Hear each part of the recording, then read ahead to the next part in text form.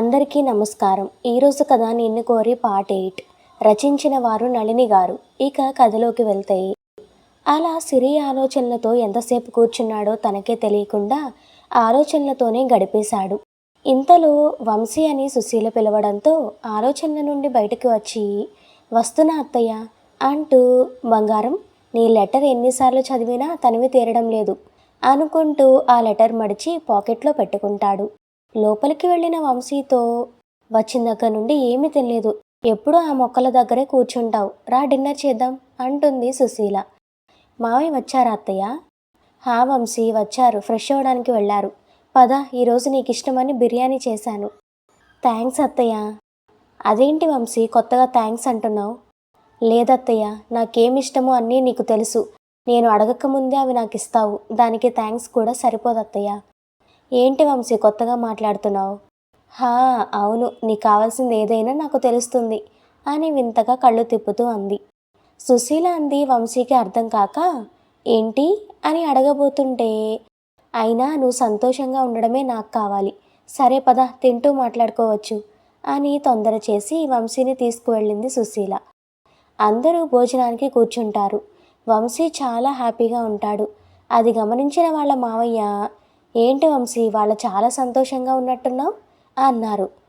వంశీ ఒక్క నిమిషం షాక్ అయ్యి, అదేం లేదు మావయ్య అంటూ, అయినా ఎందుకు అలా అడిగారు? నిన్ను చూస్తుంటే చాలా సంతోషంగా ఉన్నట్టు కనిపిస్తున్నావు నాన్న, అందుకే అడిగాను. ఆ మాట వినగానే సిరి తల పైకెత్తి వంశీని గమనిస్తుంది. వంశీ కూడా సిరి వంక చూస్తూ, అత్తయ్య నా కోసం బిర్యానీ చేసిందిగా, అందుకే హ్యాపీగా ఉంది అంతే. ఏంటి ఇంత చిన్నదానికే అంత సంతోషమా? ఏదో ఉంది, ఇంత చిన్న చిన్న విషయాలకు సంతోషపడే రకం కాదు నువ్వు. ఏదో ఉంది, నువ్వు చెప్పడం లేదు. ఏంటి తినకుండా ఏం ఆలోచిస్తున్నావు, ముందు తిను అని వంశీ అనడంతో, ఏం లేదు బావా, మా అమ్మ నీ కోసం నువ్వు అడక్కపోయినా బిర్యానీ చేసింది, మరి నేను అడిగినా నా కోసం ఏమీ చేయలేదు, అదే ఆలోచిస్తున్నా. మా అమ్మకి నాకన్నా నువ్వంటేనే ప్రేమ ఎక్కువ. నాకేం వద్దు, నీకోసం చేసిన బిర్యానీ నువ్వే తిను అని అక్కడి నుండి వెళ్ళిపోతుంది. సిరి వెళ్ళిపోవడంతో అందరూ నవ్వుతారు. వంశీ నవ్వుతూ వెళుతున్న సిరినే చూస్తూ ఉంటాడు. దానికి నేను తర్వాత పెడతాను కానీ నువ్వు తిను వంశీ అంటుంది సుశీల. ఇంతకీ అది ఏమడిగిందత్తా? నిన్న గులాబ్ జామున్ అడిగింది వంశీ, నేనే చేయడం మర్చిపోయాను. అలా వాళ్ళు మాట్లాడుకుంటూ డిన్నర్ కంప్లీట్ చేస్తారు. వంశీ వెళుతూ, అత్తయ్య దానికి ప్లేట్ ఇవ్వు, నేను తీసుకువెళ్తాను. సుశీల ఇచ్చిన ప్లేట్ తీసుకొని శ్రీ రూమ్ వైపు వెళుతున్న వంశీని చూసి ముసిముసిగా నవ్వుకుంటుంది సుశీల. వంశీ సిరి రూంలోకి వెళ్ళేసరికి సిరి చదువుకుంటూ ఉంటుంది. వంశీని చూసి కూడా చూడనట్టు ప్రవర్తిస్తుంది సిరి. దాంతో వంశీ కోపంగా సిరి చేతిలో బుక్ తీసేసి తన ఎదురుగా ప్లేట్ పెట్టి పక్కనే కూర్చుంటాడు. చూడు వీడికి ఎంత పొగరో, తినమని నోటితో చెప్పొచ్చుగా.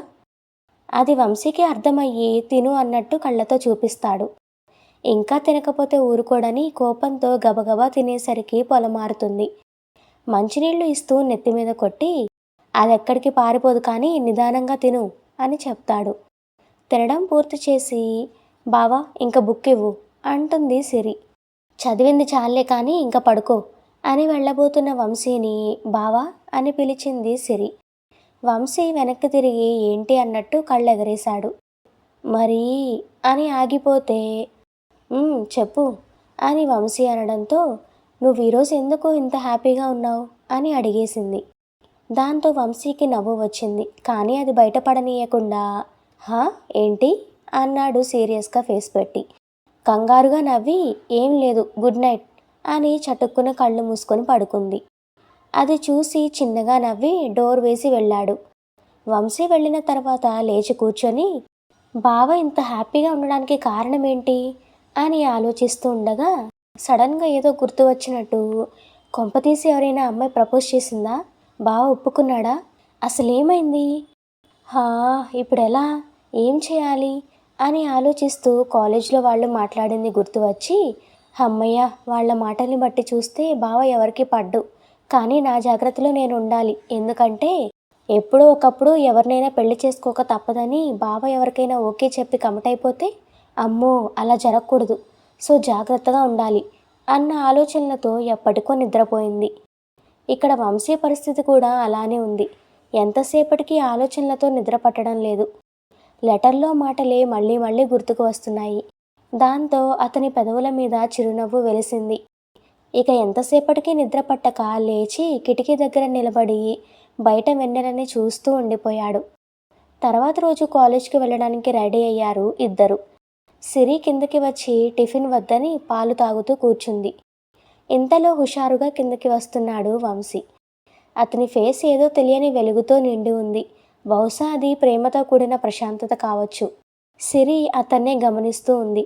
ఇంతలో వంశీ వచ్చి, అత్తయ్య కాలేజ్కి బయలుదేరుతున్నా, బాయ్. హా సరే జాగ్రత్త అని లోపల నుంచే చెప్పింది. వంశీ సిరి వైపు చూసి కనుబొమ్మలు ఎగరేసి బయలుదేరదామా అన్నాడు.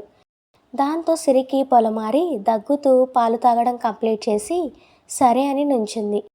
సిరి కంగారు చూసి నవ్వుతూ బయటకు వచ్చి బండి తీశాడు వంశీ. సిరి వచ్చి కూర్చొని అతనిపై చెయ్యి వేసింది. అలా సిరి చెయ్యి వేయడం కొత్త కాకపోయినా వంశీకి కొత్తగా అనిపిస్తుంది. ఇప్పటిదాకా తన్ని మేనమామ కూతురిగా చూసిన వంశీకి ఇప్పుడు తన జీవితం అనుకోగానే అతనిలో ఏదో తెలియని అలజడిగా ఉంది. ఒక్క నిమిషం సిరిని మిర్రర్లో నుండి చూసి బండి స్టార్ట్ చేశాడు. సిరి దేని గురించో ఆలోచిస్తూ ఉందని అర్థమయ్యి, ఏంటి అలా ఉన్నావు? ఎలా ఉన్నాను? ఏదో ఆలోచిస్తున్నావు? నేనా? అబ్బే లేదే. నాకు తెలుసు సిరి, నువ్వు నా గురించే ఆలోచిస్తున్నావు అని మనసులో అనుకున్నాడు వంశీ. నీ గురించి ఆలోచిస్తున్నాను బావా. నువ్వు హ్యాపీగా ఉంటే చాలా బాగుంది. కానీ ఎందుకో తెలీదు, భయంగా కూడా ఉంది. ఇంత నీట్గా, ఇంత క్యూట్గా, ఇంత రాయాలిటీగా ఉంటావు. మరి ఏ ఆడపిల్ల నిన్ను చూసి పడిపోకుండా ఉంటుంది? వాళ్ళందరి నుండి నిన్ను కాపాడుకోవాలి.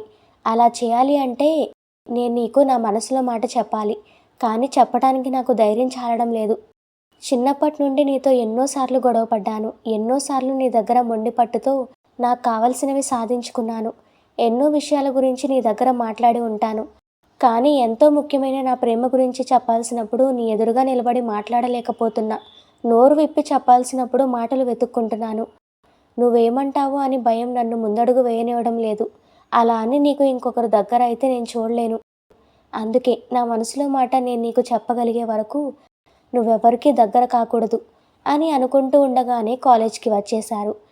బండి దిగిన ఆధ్యాసలోనే నడుచుకుంటూ వెళుతున్న సిరిని బండి దిగకుండా అలాగే నవ్వుతూ చూస్తున్నాడు వంశీ. ఇంతలో వాళ్ళ ఫ్రెండ్స్ వచ్చి, హాయ్ వంశీ, రా చాలా పనులున్నాయి. వాటి గురించి నీ ప్లాన్ చెబితే మేము ఆ పనుల్లో ఉంటాం. సరే పదండి అని వాళ్లతో పాటు వెళ్ళిపోయాడు. సిరి క్లాస్ లోపలికి వెళ్ళగానే గీత హాయ్ సిరి అని పలకరించింది. ఏం మాట్లాడలేదు సిరి. దాంతో తన భుజం మీద చెయ్యి వేసి గట్టిగా ఊపుతూ సిరి అని పిలిచింది. ఉలిక్కిపడి, ఏంటి గీత, ఏమైంది? ఏం లేదు, పిలుస్తున్నా పలకుండా ఏంటి అంత పరధ్యానంగా ఆలోచిస్తున్నావు? ఏం లేదు గీత, ఏదో ఆలోచిస్తున్నా. ఇంతలో లెక్చరర్ రావడంతో వాళ్ళు మాట్లాడుకోవడం అక్కడితో ఆపేశారు. ఆ రోజంతా వంశీ కాలేజ్ ఫెస్ట్ ఫంక్షన్ పనుల్లో బిజీగా గడిపేస్తాడు. సిరి వంశీ బండి దగ్గరకు వెళ్తుంది. కానీ వంశీ ఇంకా రాకపోవడంతో తన బ్యాగ్ బండి మీద పెట్టి అక్కడే వెయిట్ చేస్తూ ఉంటుంది. ఇంతలో సిరి అంటూ గీత పిలవడంతో, ఏంటి గీత అంటూ కొంచెం ముందుకు వెళ్ళి గీతతో మాట్లాడుతూ ఉంది సిరి. పక్కకు వెళ్ళగానే వంశీ బైక్ దగ్గరకు వెళ్ళి ఎవరూ గమనించకుండా సిరి బ్యాగ్లో ఒక లెటర్ పెట్టి అక్కడి నుండి వెళ్ళిపోతాడు. సిరి, బుక్ అడిగావు కదా, వెళ్ళిపోతావేంటి?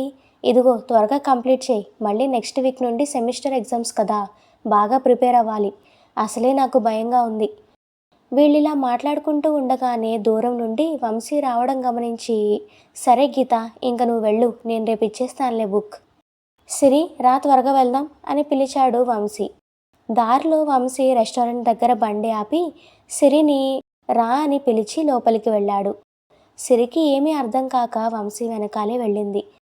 ఇద్దరూ ఒక దగ్గర కూర్చున్నారు. ఏంటి బావా, ఇక్కడికెందుకు వచ్చాం అని అడిగింది.